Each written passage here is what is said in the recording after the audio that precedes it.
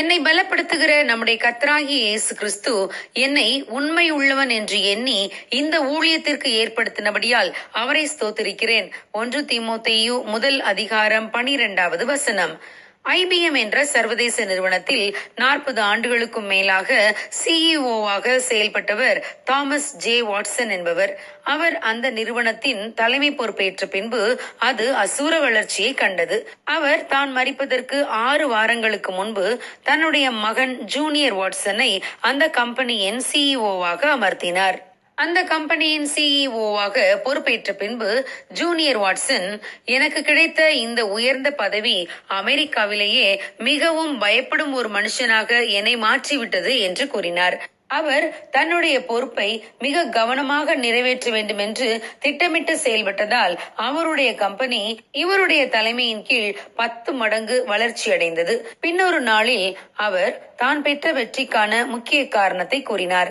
என்னுடைய தகப்பன் நான் ஒரு நல்ல தலைவனாக வர முடியும் என்று என்னை ஏற்றுக்கொண்டு என் மேல் நம்பிக்கை வைத்ததினால்தான் நான் இந்த அளவுக்கு உயர முடிந்தது என்று கூறினார். பிரியமானவர்களே, நம்முடைய பரம தகப்பனும் நம்மேல் மிகுந்த நம்பிக்கை வைத்திருக்கிறார். ஒருவேளை இந்த உலகத்தில் பலர் நம்மை ஏற்றுக்கொள்ளாமலும் நம்மேல் நம்பிக்கை வைக்காமலும் நம்மை நம்பி பொறுப்புகளை ஒப்பு கொடுக்காமலும் இருக்கலாம். ஆனால் நம்முடைய பரம தகப்பனோ நாமும் அவரை போலவும் அவரை விட அதிகமாகவும் செயல்பட வேண்டும் என்று விரும்புகிற தேவனாய் இருக்கிறார். சவுல் என்ற பவுல் கிறிஸ்தவர்களை உபத்திரவப்படுத்துகிறவராக இருந்தார்.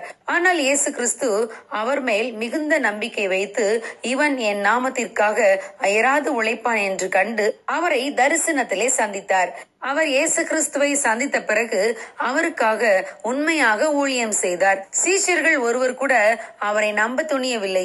இவன் கிறிஸ்தவர்களை உபத்திரவப்படுத்தினவன் அல்லவா என்று சொல்லி சவுல் என்ற பவுலை அவர்கள் ஏற்றுக்கொள்ளவில்லை. அவர் சொன்னதையும் நம்பவில்லை. ஆனால் இயேசு கிறிஸ்து பவுல் அப்போஸ்தலனை உண்மையுள்ளவர் என்று கண்டு அவரை தெரிந்து கொண்டார். இவன் புறஜாதிகளுக்கும் ராஜாக்களுக்கும் என் நாமத்தை அறிவிக்கிறதற்காக நான் தெரிந்து கொண்ட பாத்திரமாய் இருக்கிறான் என்று பவுலை குறித்து தன் நம்பிக்கையை வெளிப்படுத்தினார். அன்றில் இருந்து பவுல் அப்போஸ்தலன் இயேசு கிறிஸ்து தன்னை உண்மையுள்ளவன் என்று எண்ணி ஒப்படைத்த ஊழியத்தை மிகவும் கருத்தாய் செய்தார். பல மிஷனரி பிரயாணங்களை மேற்கொண்டார். சபைகளை ஸ்தாபித்தார்.